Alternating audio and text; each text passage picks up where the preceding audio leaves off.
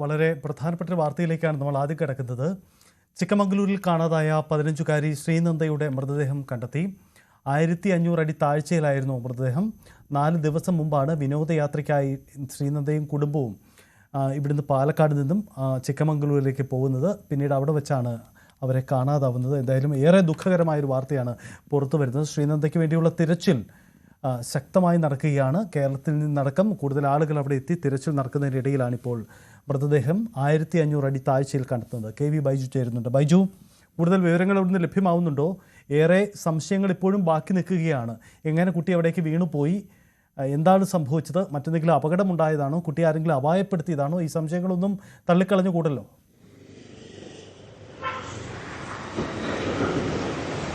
സൈദേ, അല്പസമയം മുമ്പ് ഞാനിപ്പോൾ രക്ഷിതാക്കൾ അവരുടെ കുടുംബവുമായി സംസാരിച്ചിരുന്നു, അവരുടെ ചെറിയച്ഛനുമായി സംസാരിച്ചിരുന്നു. അവർ ഇപ്പോഴും പറയുന്നത് എങ്ങനെയാണ് ഈ ഒരു സ്ഥലം, അതായത് ഈ ഒരു കൊക്കയിലേക്ക് ശ്രീനന്ദ എത്തിപ്പെട്ടു, അല്ലെങ്കിൽ ഇങ്ങനെ ഒരു അപകടം സംഭവിക്കാൻ ഇടയായത് എങ്ങനെയാണെന്നാണ് ഇവർ ഇപ്പോഴും സംശയം പ്രകടിപ്പിക്കുന്നത്. ഒരു പക്ഷേ അവർ ഇപ്പോഴും പറയുന്നത് നേരത്തെ തന്നെ ഉന്നയിച്ചൊരു ആരോപണമാണ്. ഇന്ന് നമ്മളോടാണ് ആരോപണം ഉന്നയിച്ചത്. ഇങ്ങനെ തട്ടിക്കൊണ്ടുപോകാനുള്ള ഒരു സാധ്യത, അങ്ങനെ ലഹരി മാഫിയ ഏതെങ്കിലും കുട്ടിയെ ഇത്തരത്തിൽ തട്ടിക്കൊണ്ടുപോയി അത്തരം കൊലപ്പെടുത്തുന്ന സാഹചര്യമാണോ ഉണ്ടായതെന്നൊരു സംശയം ഇപ്പോഴും അവർ പങ്കുവെക്കുന്നു എന്നതാണ്. അതായത് മൃതദേഹം ലഭിച്ചതിന് ശേഷവും വലിയ തോതിലുള്ള ഒരു സംശയം ഇപ്പോഴും ഉയരുന്നുണ്ട്.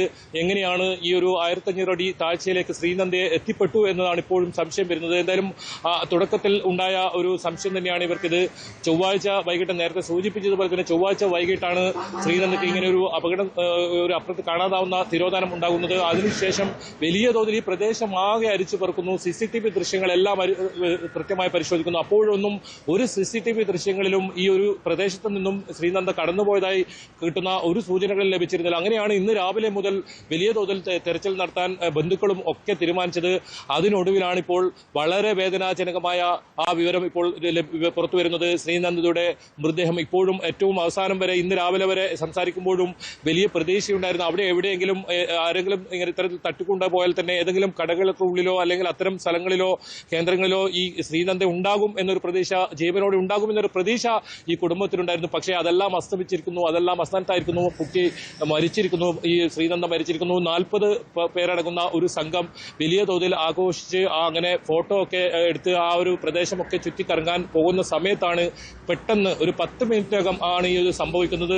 ഈ ശ്രീനന്ദയെ ഈ കൂട്ടത്തിൽ നിന്നും പെട്ടെന്ന് കാണാനാകുന്നു. അതായത് 5:20 എടുത്ത ഫോട്ടോയിൽ ശ്രീനന്ദയെ കാണാം. പിന്നീട് 5:30, 6 മണിയോട് എടുക്കുമ്പോൾ 10 മിനിറ്റിനകം തന്നെ ഈ ശ്രീനന്ദ ഈ കൂട്ടത്തിൽ കാണാത്ത സാഹചര്യമായിരുന്നു. അപ്പോൾ തന്നെ തെരച്ചിൽ നടത്തുന്നു, ആ പ്രദേശമാകെ തെരച്ചിൽ നടത്തുന്നു.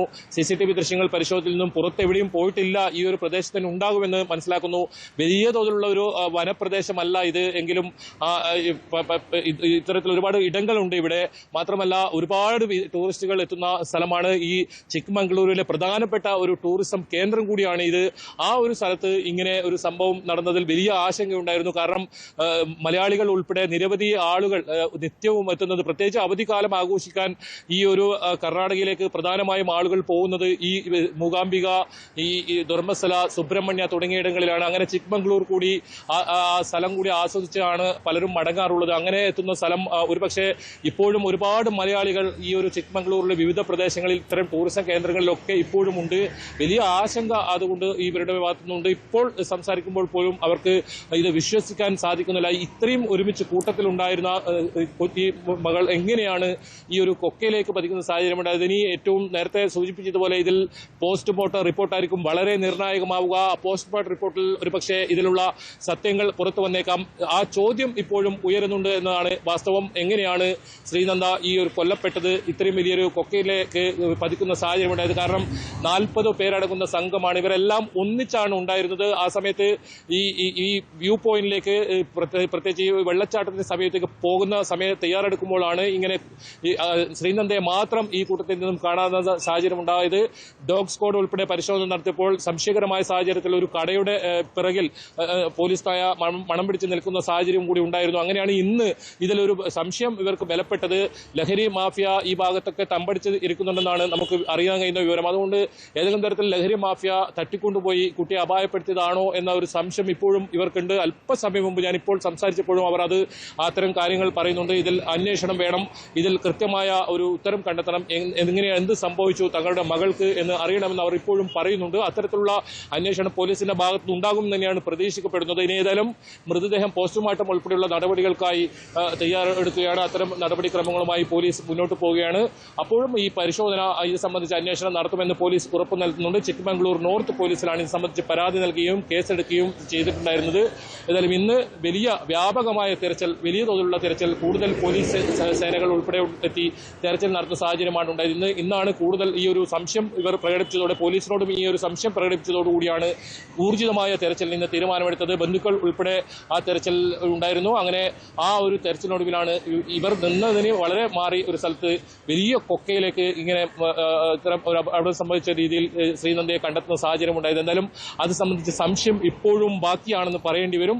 ഇതിനുള്ള ഉത്തരം എങ്ങനെയാണ്, എന്താണ് തങ്ങളുടെ മകൾക്ക് സംഭവിച്ചതിന് ഉത്തരം കണ്ടെത്തണമെന്നാണ് ഇപ്പോഴും ഈ കുടുംബം ആവശ്യപ്പെടുന്നത്. സൈത്ത്, യെസ്, ആശങ്കപ്പെടുന്ന കാര്യമാണ്. ബൈജു അതിലെ എവിടേക്കുള്ള യാത്രയിലാണ്, അതിനിടയിലാണ് ഈ ഞെട്ടിക്കുന്ന വാർത്ത കൂടി വരുന്നത്. ബൈജു, നമ്മൾ പാലക്കാടുള്ള കുടുംബാംഗങ്ങളുമായി സംസാരിച്ചതാണ്, ഒപ്പം അവിടെയുള്ള തെരച്ചിൽ സംഘങ്ങളുമായി നമുക്ക് ബന്ധപ്പെടാൻ സാധിക്കുന്നുണ്ട് ഇപ്പോൾ. പക്ഷേ എല്ലാവരെയും നിരാശപ്പെടുന്ന ഒരു കാര്യമാണ് ഇപ്പോൾ സംഭവിച്ചിരിക്കുന്നത്. കാരണം വിനോദയാത്രയ്ക്ക് വേണ്ടി അവിടെ എത്തിയതാണ്, കുടുംബത്തിനോടൊപ്പം ആ സന്തോഷ നിമിഷങ്ങൾ കഴിയുന്നതിന് വേണ്ടി എത്തിയ ആ പെൺകുട്ടിയാണ് ഇങ്ങനെ ഒരു അപകടത്തിൽപ്പെടുന്നത്. ആദ്യ ദിവസങ്ങളിലൊക്കെ ഇതൊരു സാധാരണ ഒരു മിസ്സിംഗ് അങ്ങനെയാണ് സംശയിച്ചിരുന്നത്. പക്ഷേ അതിനപ്പുറത്തേക്ക് വരുമ്പോഴാണ് മറ്റ് ചില സംശയങ്ങൾ ആ കുടുംബത്തിനുണ്ടാവുന്നത് എന്ന സാഹചര്യമാണ്. യഥാർത്ഥത്തിൽ ഇത് കേരളത്തിൽ നിന്നും കൂടുതൽ സമ്മർദ്ദങ്ങളൊക്കെ കർണാടകയ്ക്കുണ്ടായി. ആ തരത്തിലൊരു വലിയ ഇടപെടൽ അതിൻ്റെ അകത്തുണ്ടായെന്നാണ് മനസ്സിലാക്കുന്നത്. കർണാടക ആഭ്യന്തരമന്ത്രി പരമേശ്വര നേരിട്ട് ചില കാര്യങ്ങൾ ഇടപെട്ട് അവിടെ പ്രത്യേക സംവിധാനങ്ങളെ ഒരുക്കുന്നു. നക്സൽ സാധ്യതകളൊക്കെ ഉള്ള ഒരു പ്രദേശമാണെന്ന് കേൾക്കുന്നു. അതുകൊണ്ട് അത്തരം സാധ്യതകളും അത്തരം സേനാ വിഭാഗങ്ങളെയൊക്കെ കളത്തിലിറക്കിയുള്ള തെരച്ചിലാണ് നടന്നിരുന്നതെന്ന് വേണം മനസ്സിലാക്കാൻ, അല്ലേ?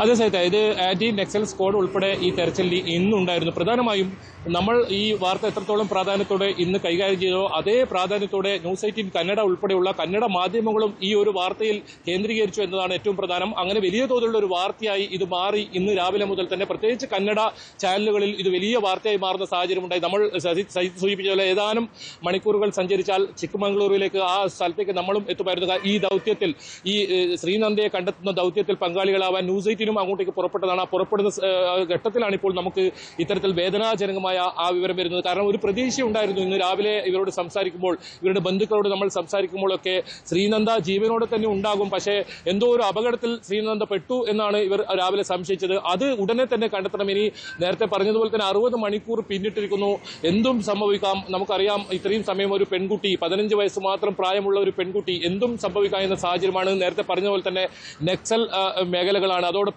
ലഹരി മാഫിയൊക്കെ വ്യാപകമായി പിടിമുറുക്കിയ ഒരു സ്ഥലം കൂടിയെന്നാണ് ഇപ്പോൾ മനസ്സിലാക്കാൻ സാധിക്കും. നമ്മുടെ കന്നഡ റിപ്പോർട്ടറുമായി സംസാരിച്ചപ്പോൾ നമുക്ക് ലഭിച്ചിരിക്കുന്ന ഒരു വിവരം അങ്ങനെയാണ്. ഇതൊരു ബൈജു, വളരെ വളരെ പ്രധാനപ്പെട്ട ഒരു കാര്യം കൂടി ബൈജു, ആ കുട്ടിയുടെ ദൃശ്യങ്ങൾ ന്യൂസ് 18 ഉടൻ പുറത്തുവിടുകയാണ്. കുട്ടിയുടെ മൃതദേഹത്തിന്റെ ദൃശ്യങ്ങളടക്കം നമുക്ക് ലഭ്യമാവുന്നുണ്ട്, നമ്മൾ പുറത്തുവിടുകയാണ്. ഏറെ ഞെട്ടിക്കുന്ന കാര്യമാണ് പുറത്തു വരുന്നത്. ഏകദേശം 1500-നും 2000 അടിയും താഴേക്ക് ആ കുട്ടി പതിച്ചു വീഴുകയായിരുന്നു. അതിനുശേഷം വളരെ ബൃഹത്തായി നടത്തിയ ഒരു അന്വേഷണത്തിനൊടുവിലാണിപ്പോൾ വ്യക്തതയുള്ള മൃതദേഹം കണ്ടെത്തുന്നത്.